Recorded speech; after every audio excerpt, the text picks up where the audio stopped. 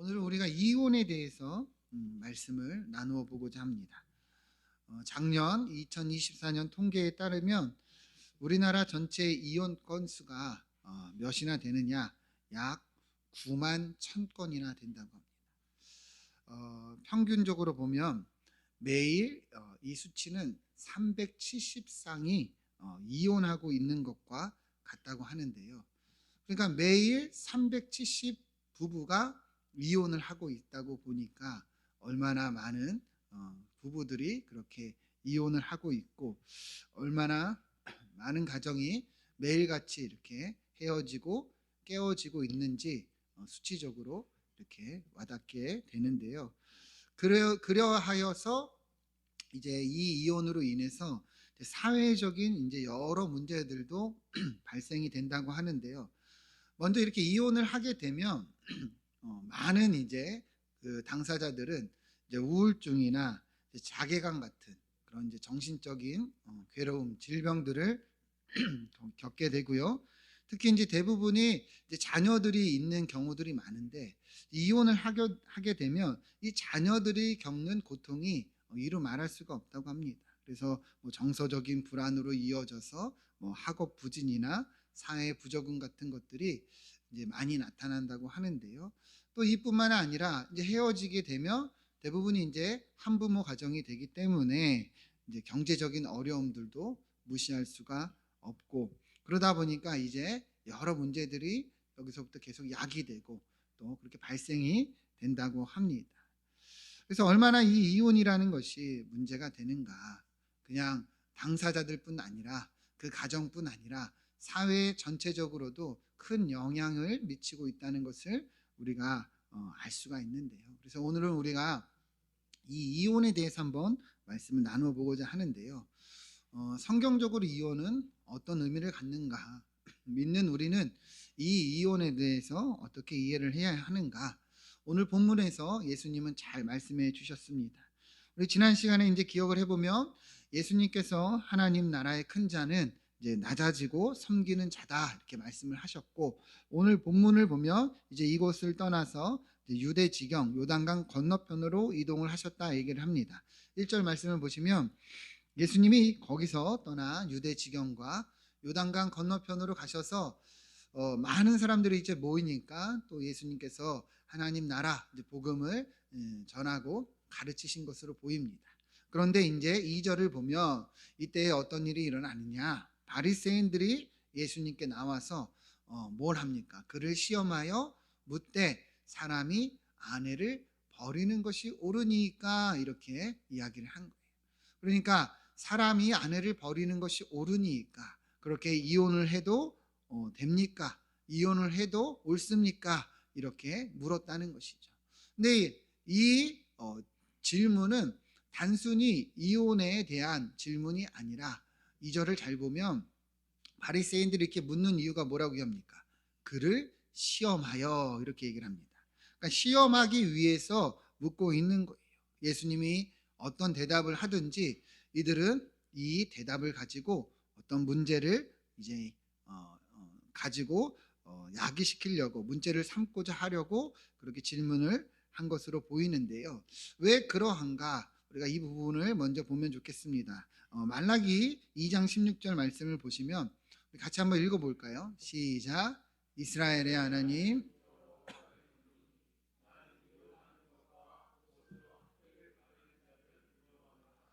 만군의 여호와의 말이니라. 그러므로 너희 심령을 삼가 지켜 거짓을 행하지 말지니라. 아멘. 말라기 2장을 보면 하나님께서 나는 이혼하는 것을 미워하노라 분명하게 얘기를 하고 있죠. 이혼하는 것은 하나님이 볼 때 거짓을 행하는 것 같다는 것을 분명하게 이야기를 하고 있습니다. 그러니까 이혼에 대해서 하나님은 미워하고 거짓을 행하는 것 같다 이렇게 이야기를 하시는데요. 자, 신명기 24장 1절을 보면 또 뭐라고 얘기를 하냐? 사람이 아내를 맞이하여 데려온 후에 그에게 수치되는 일이 있음을 발견하고 그를 기뻐하지 아니하면 그다음 뭐라고 얘기합니까? 이혼 증서를 써서 그의 손에 쥐고 자기 집에서 내보낼 것이요 이렇게 얘기를 하고 있습니다. 그러니까 이것을 보면 또 이혼에 대해서 뭔가 허락되어지는 것으로 이렇게 이해가 되는데요. 그러니까 말라기에서는 하나님이 이혼을 미워하는 것이라 말하지만 신명기에서는 이혼 증서를 써서 내보내라 이렇게 얘기를 하고 있으니 예수님께서 어떤 대답을 하시든 이 바리새인들은 이것을 가지고 공격하고 이제 문제를 삼으려고 했던 것으로 보이는데요. 더욱이 이때의 이 유대 지역에서 제일 사회적인 큰 이슈가 뭐였냐면 이 이혼에 관한 것이었어요. 왜 그러냐면 우리가 전에도 나눈 적이 있지만 이 지역에 유대 분봉왕이었던 헤롯이 있습니다. 근데 이 헤롯이 어떤 일을 하겠느냐, 자기 부인을 버리고 이 동생의 아내인 헤로디아와 재혼을 이렇게 했습니다. 그래서 이제 사회적으로 이게 큰 파장이 됐죠. 사실 이 헤롯은 헤롯 안티파스라는 사람인데 유대인은 아니에요. 원래 이 신분으로 보면 에돔 지역 사람인데 유대 지역을 다스리기 위해서 유대교로 개종을 한 상태였습니다. 그러니까 유대교 입장에서 아내를 버리고 그것도 자기 동생의 아내와 재혼을 하는 것이 어떻습니까? 당연히 이게 맞는가? 이렇게 해도 되는가? 그렇게 문제가 될 수밖에 없던 것이죠. 그래서 우리가 기억하시겠지만 세례 요한이 이에 대해서 분명하게 지적을 하고 비판을 했습니다. 근데 그 문제로 인해서 이 세례 요한이 결국에 순교를 당하는 안타까운 일이 일어난 건데요. 그러니까 여러분 보세요. 예수님께서 여기서 이혼에 대해서 이혼을 하면 안 된다 이렇게 얘기를 하면 또 이 헤롯 왕, 이 안티파스에게 또 이제 정치적인 의견이 되고 반대되는 의견이 될 수 있는 것이고 반대로 이혼을 해도 된다고 얘기를 하며 세례 요한이 그렇게 행했던 그런 것들과 또 대적이 이루는 것이죠. 많은 유대인들이 세례 요한을 그렇게 존경하고 따랐는데 또 이것이 문제가 될 수밖에 없는 것이죠. 그렇기 때문에 이 바리새인들은 교묘하게 요 이슈를 가지고 이 문제를 가지고 지금 예수님께 질문을 하는 거예요. 예수님이 뭘 대답하든 이들은 문제를 삼을 수 있었기 때문입니다. 이해가 되십니까? 그래서 이런 시험을 하려고 질문을 했는데 자, 예수님이 어떻게 대답을 하시는가? 3절부터 보시면 대답하여 이르시되 모세가 어떻게 너희에게 명하였느냐? 예수님은 이렇게 말씀하십니다. 그러니까 모세가 너희에게 뭐라고 가르쳐 줬느냐 이 의미인데 사실 이 의미는 하나님이 모세에게 주신 율법을 말하는 것이죠. 그러니까 율법에는 뭐라고 기록되어 있느냐? 너희는 지금 나한테 그런 질문을 하고 있는데 아내를 버리는 것이 옳은가? 그렇게 율법에는 뭐라고 대답을 하느냐? 그러니까 4절을 보면 이 바리새인들이 뭐라고 대답합니까? 모세는 이혼 증서를 써주어 버리기를 허락하였다 이렇게 얘기를 합니다. 이 신명기의 말씀을 얘기하는 것인데 다시 한번 보시면 신명기 말씀을 보면 사람이 아내를 맞이하여 데려온 후에 그에게 수치되는 일이 있음을 발견하고 그를 기뻐하지 아니하면 이혼 증서를 써서 내보낼 것이요 이렇게 얘기를 합니다.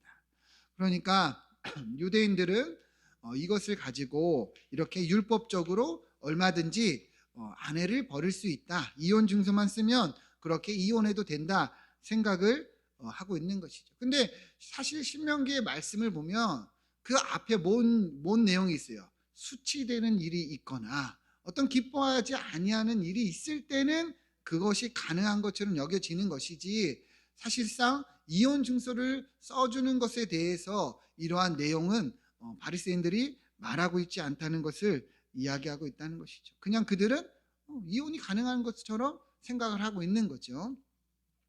그러면 한번 생각을 해봅시다. 이 율법이 말하는 수치되는 일, 기뻐하지 않는 일은 무엇인가?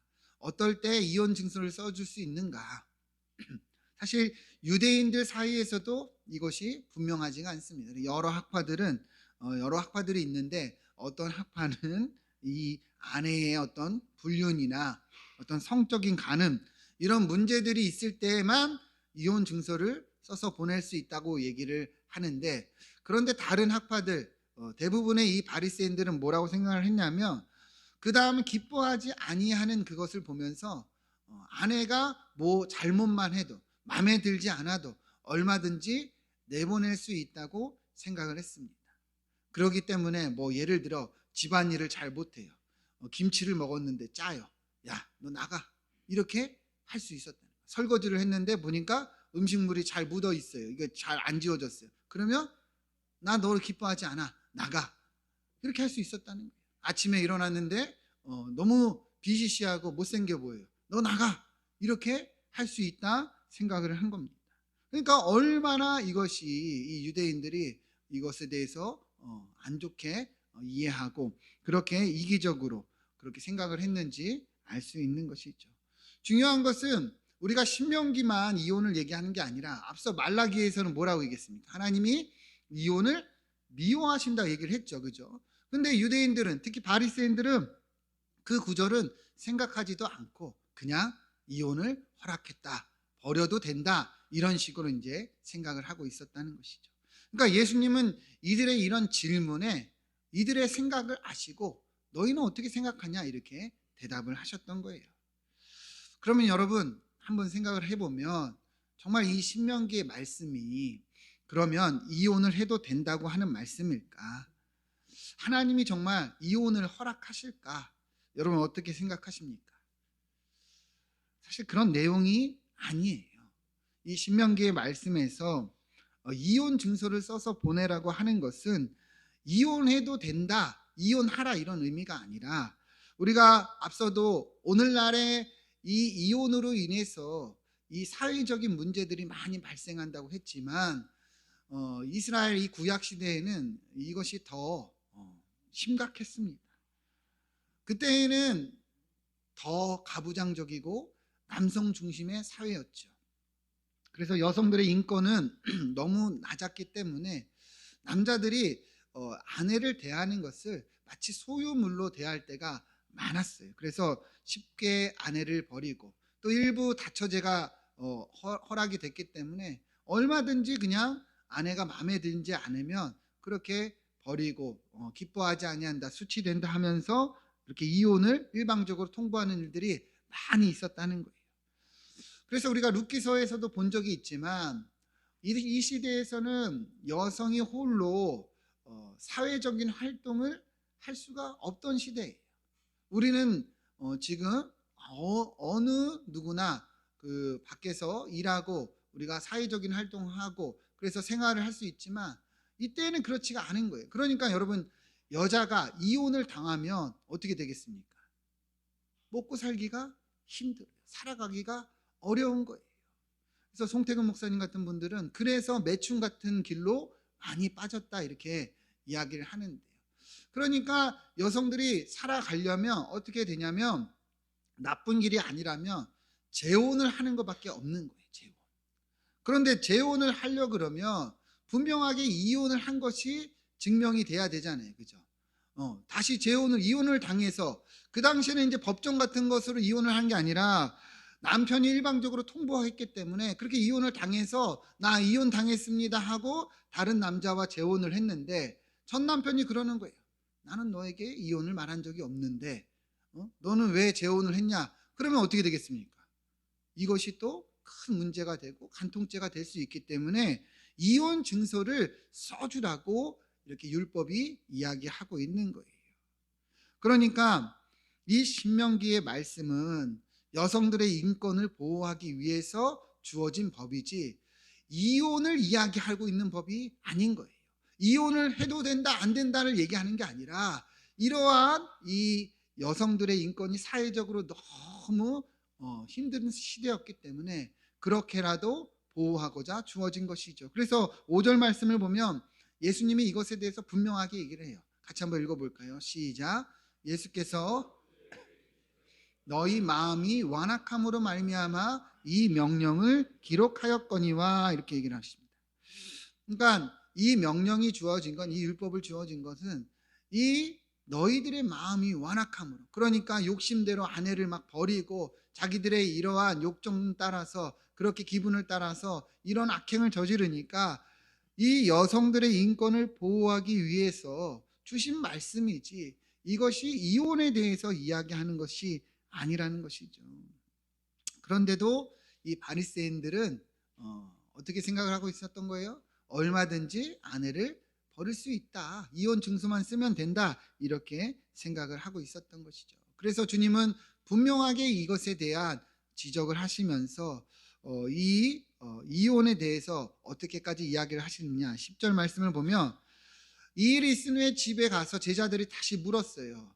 그러니까 예수님이 뭐라고 얘기합니까? 누구든지 아내를 버리고 다른 데 장가드는 자는 본처에게 간음을 행하며 또 아내가 남편을 버리고 다른 데로 시집가면 간음을 행함이니라 이렇게 얘기를 하고 있습니다. 그러니까 이혼하는 거 앞서 말씀하신 것처럼 이렇게 자기의 완악한 마음을 따라서 아내를 버리거나 남편을 버리거나 그래서 이혼하고 재혼하는 것은 하나님이 보실 때 죄라는 거예요? 아니라는 거예요? 죄라는 거예요. 분명하게 간음을 행하는 것과 같다. 주님은 말씀하고 있다는 것이죠. 여러분 이것이 우리가 성경적으로 이혼에 대해서 말하고 있는 것임을 알고 분명히 봐야 되는 건데요. 예수님이 이렇게 말씀하신 이유가 무엇이냐? 이유가 있는 거예요. 이 결혼이라는 제도를 누가 주신 거예요? 하나님이 주신 것이죠. 6절부터 보면 주님은 이 결혼의 의미를 분명하게 얘기를 하는데요. 창조 때부터 사람을 남자와 여자로 지으셨으니 이러므로 사람이 그 부모를 떠나서 그들이 한 몸이 될지니라 이렇게 말합니다. 그러니까 예수님은요, 이 결혼의 의미가 무엇이냐? 창조 때부터 하나님께서 남자와 여자를 지으시고 부모를 떠나 한 몸이 되게 하나님이 그렇게 정하셨다는 거예요. 결혼이라는 것은요, 창조 질서와 같은 거예요. 여러분, 이 창조 질서가 뭡니까? 지구가 공전을 하고 자전을 하고 아침에 해가 뜨고 저녁이 되면 해가 지고 봄이 오고 여름이 오고 가을이 오고 겨울이 오는 것처럼 하나님은 그렇게 이 순리로 이 남자와 여자가 한 몸이 되어 결혼할 수 있도록 그렇게 정하셨다는 거예요. 그러니까 하나님이 이렇게 정하셨기 때문에 사람이 나눌 수 있다는 거예요? 없다는 거예요? 없다는 거예요. 이것이 결혼의 분명한 의미예요. 창조 때부터 하나님이 이러한 제도를 만들어 주셨다는 거예요. 여러분 우리가 기억하시겠지만 하나님이 아담을 지으시고 홀로 있는 것이 좋지 않게 여기사 하와를 창조하셔서 그 둘이 짝이 되어 평생 일부일처제로 살게 하셨습니다. 이것이 결혼에 대한 하나님의 뜻이고 그렇기 때문에 하나님이 짝지어 주셨기 때문에 사람이 나눌 수가 없다는 거예요. 결혼이라는 것은요 하나가 되는 거예요. 한 몸이 되는 것입니다. 그러니까 나눌 수도 없고 나눠서는 안 된다는 것이죠. 그러니까 이 이혼에 대해서 이 바리새인들 유대인들이 생각하는 것과 어떻습니까? 완전히 다른 것이죠. 이혼 증서만 주면 이혼할 수 있다, 버릴 수 있다 그런 것이 아니라는 거예요. 하나님은 분명히 우리의 이 부부를 하나로 보신다고 말씀하고 있다는 것이죠. 이것은 창세기의 내용을 인용하신 건데 창세기 2장 24절 같이 한번 읽어볼까요? 시작. 이러므로 부모를 떠나 그의 아내와 합하여 둘이 한 몸을 이룰지로다. 아멘. 이 창세기에서 분명히 이렇게 하나님께서 명하셨어요. 유대인들은요 율법의 내용들이 있으면 먼저 기록된 율법이 더 권위가 있다고 생각을 했습니다. 그러니까 신명기의 말씀을 보면 이혼 증서를 써서 뭔가 이혼해도 되는 것처럼 보여질지 모르겠지만 창세기에서는 분명히 뭐라고 얘기를 해요? 한 몸을 이룰지니라. 그러니까 더 이상의 이 예수님의 이 말씀에 특히 이 창세기가 먼저 기록된 말씀에서 이것을 얘기하기 때문에 이들은 더 반박할 수가 없었던 것이죠. 그리하여 이혼이 하나님의 뜻이라는 거예요? 아니라는 거예요? 아니라는 거예요. 결혼은 하나님께서 한 몸을 이루도록 정하신 이 창조 질서이자 최초의 제도입니다. 그렇기 때문에 우리도 이것을 분명히 알고 바라볼 수 있어야 되는 것이죠. 사람이 나눌 수 없는 것은 하나님이 정하셨기 때문입니다. 특히 에베소서에서는요 이 결혼에 대해서 어떻게 이야기를 하고 있는지 아십니까? 에베소서 5장 24절부터 보면 교회가 그리스도에게 하듯 아내들도 범사에 자기 남편에게 복종하라. 남편들아 아내 사랑하기를 그리스도께서 교회를 사랑하시고 그 교회를 위하여 자신을 주신 같이 하라 이렇게 말씀합니다.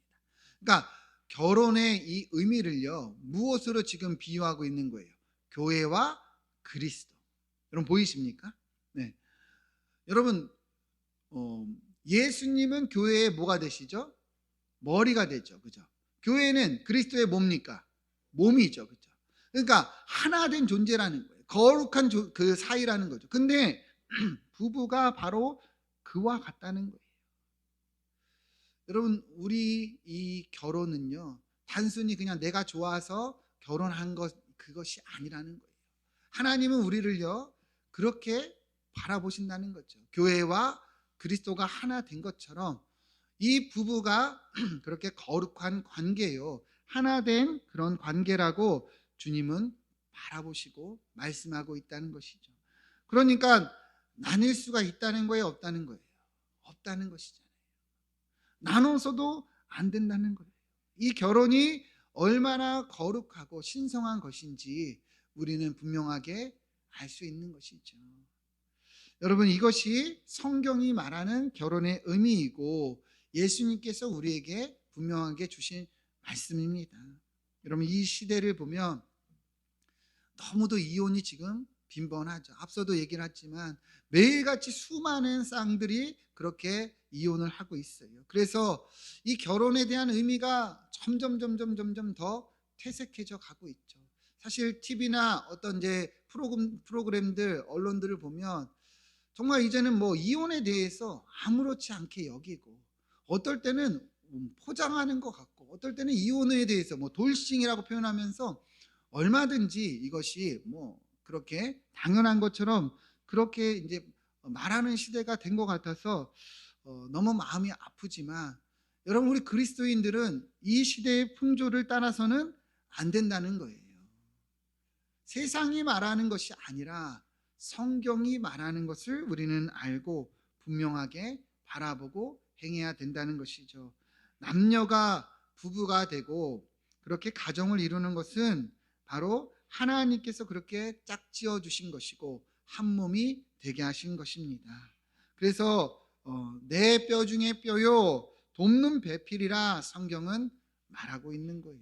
그러니 여러분 이 결혼 특히 우리 배우자를 더욱더 소중히 여기고 여러분 애쓰고 그리고 더욱더 이 결혼을 위해서 우리 가정을 위해서 힘을 써 나가야 할 줄 믿습니다. 바울은 이렇게 얘기했어요. 에베소서 5장 33절 같이 한번 읽어보겠습니다. 시작. 그러나 너희도 각각 자기의 아내 사랑하기를 자신같이 하고 아내도 자기 남편을 존경하라. 아멘. 사실 이 결혼이라는 의미도 알고 성경적인 뜻도 알겠지만 사실 부부로 살아가는 것이 여러분 쉽습니까? 어렵습니까? 어려워요. 그렇죠? 우린 너무 다르기 때문이죠. 그러나 성경은 분명히 얘기를 해요. 그렇게 서로 노력하라는 거예요. 여러분 이 에베소서의 말씀을 왜 주셨냐? 저절로 된다면 주시지 않았겠죠. 그렇죠? 안 되니까 노력하라는 거예요. 특별히 이 에베소서 5장 33절은 굉장히 중요한 의미를 갖고 있는데요. 예전에도 제가 나눈 적이 있지만 남자와 여자는 달라요. 언어가 달라요. 그래서 느껴지는 것도 다르고 생각하는 것도 다릅니다. 그런데 어떻게 했을 때 알아듣느냐? 남편은 아내를 사랑해야 됩니다. 사랑의 표현을 하고 사랑의 이 행동을 하고 실천을 할 때 아내는 느끼는 거예요. 아, 우리 남편이 나를 이렇게 위하는구나. 우리 남편이 나를 이렇게 생각하는구나. 그렇게 느낀다는 거죠. 그러면 아내는 남편을 어떻게 해야 될까요? 존경해야 됩니다. 아시겠죠? 그렇죠? 제일 미련한 아내가 남편을 무시하는 아내예요. 남편의 말을 함부로 이렇게 하는 아내들이 제일 미련한 아내입니다. 남편이 뭐 하면 아유 뭐 당신이 그렇지 당신이 뭐 하면 하겠어. 그런 아내가 제일 미련한 아내예요. 왜 그렇습니까? 결국에 그게 남편에게 가면 남편은 다시 아내에게 돌아와요. 결국에 그것이 누워서 침 뱉기죠. 여러분, 세상에 완벽한 사람은 없어요. 내 남편이기 때문에, 내 아내이기 때문에, 우리가 한 몸으로 하나님이 그렇게 만드셨기 때문에 우리는 애쓰고 노력해야 되는 것입니다. 남편분들은 오늘부터 아내를 사랑한다는 말을 많이 하시고, 그리고 그런 행동들을 많이 하시고, 그리고 아내들은 남편을 존경하시고 위하시고, 그리고 먼저 이렇게 배려하는 그런 은혜가 있기를 축원드립니다. 남편이 높아서가 아니라 남자들은 단순하고 미련해요. 그래서 그렇게 할 때 느낀다는 거예요. 그래서 남자들은요, 모이면요, 이 위계 질서가 있어요. 항상 뭐 학교 다닐 때도 그렇고 뭐 군대에서도 그렇고 보면은 다 이렇게 위계 질서가 있어요. 이 본능적이어서 그래요. 그래서 높여주면은 느낀다는 거예요. 여러분, 그래서 이렇게 우리가 주신 이 가정을 위해서 최선을 다하고 애쓰며 나아가기를 소망합니다. 그러면 마지막으로 하나 더 나누면, 그러면 이제 한 가지 질문이 생기는데, 분명하게 이렇게 결혼에 대해서 하나님께서 정하시고 또 이렇게 한 몸이 되게 하신 것은 알겠는데, 그러면 어떤 이유라도 부부는 이혼하면 안 되는가? 절대로 이혼하면 하나님께 죄가 되는가? 이런 생각이 들 수 있죠. 앞서도 우리가 예수님께서 너희 마음이 완악함으로 이혼 증서를 허락하셨다 이렇게 말씀하셨는데요.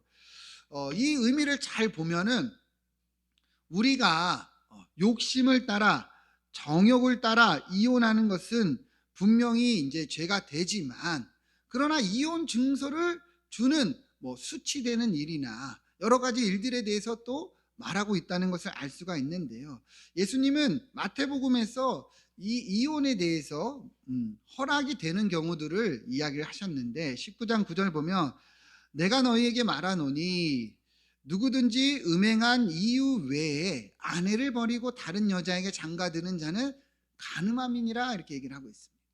이 의미를 잘 보면 음행한 이유 외에 이혼하면 죄가 되지만, 음행한 이유로 이혼하는 것은 죄가 된다는 거예요, 안 된다는 거예요? 안 된다는 것을 알 수가 있는 것이죠. 그러니까 배우자가 불륜이나 어떤 간음을 했을 경우에 이혼을 해도 죄가 되지 않는다는 거예요. 그러할 때 이혼해라 이런 말은 아니에요.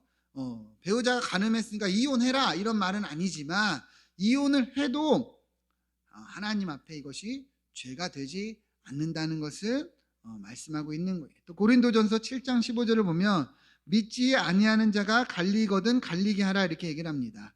형제나 자매나 이런 일에 매이지 아니하였나니 하나님은 너희를 화평하게 하시려고 부르셨느니라. 이 의미는 뭐냐면, 이 신앙 때문에 이제 문제가 생기는 경우예요. 너 계속 교회 다니면 나 너랑 이혼할 거야. 너 계속 교회 다니고 하나님 믿으면 우리는 더 이상 같이 살 수가 없어. 이런 식의 이제 신앙을 가지고 문제를 삼는 경우에는 이혼을 해도 죄가 되지 않는다는 것에 대해서 주님은 말씀하고 있다는 것이죠. 뭐 그 외에도 이제 학자들은 많이 이야기를 합니다. 예를 들어서 수치되는 일이 뭐냐 했을 때 여러 가지 문제가 되는 경우도 하나님은 이해를 하신다는 것을 볼 수 있는데, 더 이상 결혼 생활이 유지되기 힘든 경우들에 대해서는 인정이 된다 보는 거죠. 예를 들어서 배우자가 지속적으로 폭력을 가한다거나, 아니면 뭐 생명에 위태로운 상황들이 계속 발생이 된다거나, 아니면 심각한 어떤 중독들, 뭐 도박이나 마약이나 뭐 여러 가지 경우에 한해서 결혼 생활을 계속 유지할 수가 없을 경우에는 이제 성경학자들은 하나님께서 그런 부분들도 열어놓으신 것으로 이렇게 보신다는 것인데, 중요한 것은 우리가 완악한 마음, 그러니까 내 욕심을 따라 그리고 내 욕구를 따라 이혼하는 경우가 아니었을 때 이런 일들을 볼 수가 있는 거예요. 여러분, 중요한 것은 성경은 이혼하라 말하고 있는 것이 아닙니다. 이 결혼이 갖는 의미가 무엇인가, 하나님이 짝지어 주신 이 배우자를 서로 귀히 여기라는 것이죠. 결혼은 단순한 계약이 아니라 하나님이 만들어 주신 언약이고, 그리고 하나 되는 한 몸이라는 것을 분명하게 말씀하고 있습니다. 그러니까 서로 사랑하고 존중하며 남편은 아내를 자기 몸처럼 사랑하고 아내는 남편을 자기 몸처럼 존경해야 될 줄 믿습니다. 예, 여러분 그렇게 행하시겠습니까? 예, 그렇게 실천하시겠습니까? 남편이 먼저 안 하는데 제가 어떻게 해요? 여러분 그러지 마시고 먼저 행하시길 바랍니다. 아내가 나를 그렇게 무시하는데 내가 어떻게 사랑합니까? 그게 아니라는 거예요. 우리로부터 시작이 되어야 된다는 것입니다.